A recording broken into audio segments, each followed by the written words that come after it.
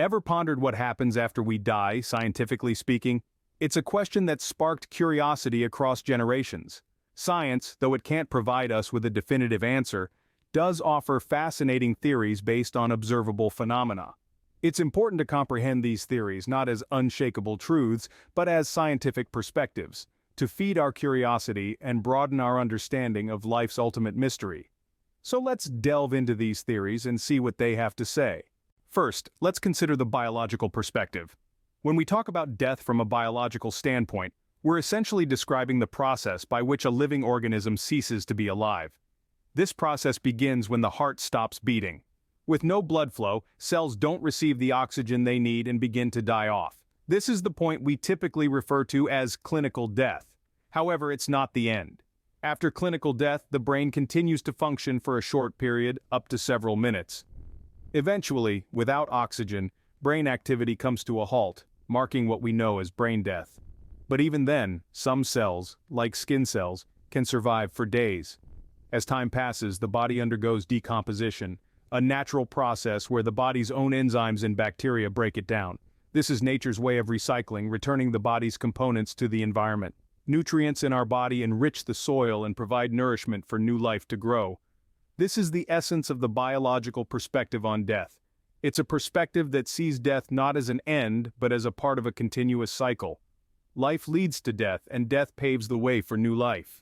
That's the biological perspective, a cycle of life and death with our bodies returning to the earth.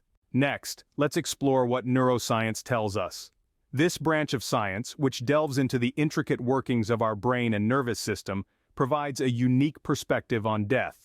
According to neuroscience, our consciousness, that is, our awareness of our existence, our thoughts, and our surroundings, is a product of brain activity.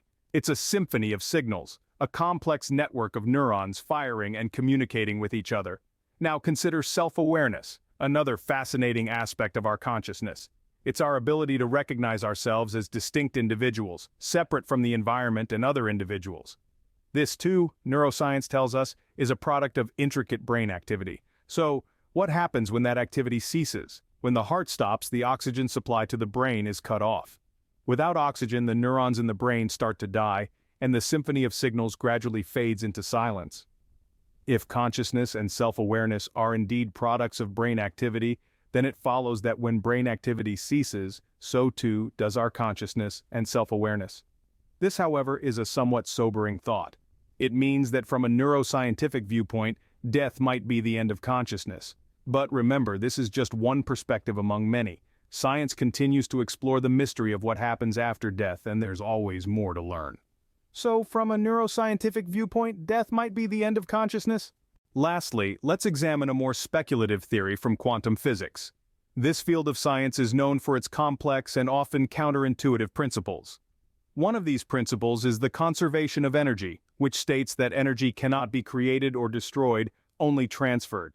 This principle has led some to speculate about the possibility of consciousness, considered by some as a form of energy, surviving death in some form. Now, it's important to note that this idea is highly controversial and far from proven. Quantum physics is still a largely misunderstood field, and its principles are often misinterpreted or oversimplified. The concept of consciousness as a form of energy is still a matter of debate among scientists. Moreover, even if we accept this premise, it doesn't necessarily mean that our individual consciousness continues in a recognizable way after death. It may simply mean that the energy that once fueled our thoughts, emotions, and perceptions is redistributed into the universe in a different form. In addition, the idea that consciousness can exist independently of the brain is a huge leap that goes beyond what current science can support. In fact, most scientific evidence points to consciousness being a product of brain activity, which ceases upon death. So, quantum physics leaves us with more questions than answers when it comes to what happens after death. As a legal help channel, Attorney Jimmy's goal is to bring diverse perspectives to our discussions. If you have legal concerns, you can find our link in the description and contact us for a completely free consultation at 1-800-400-5050 with over a decade of legal experience. Call anytime, day or night, 7 days a week, 24/7. WrongfulDeathCenter.com.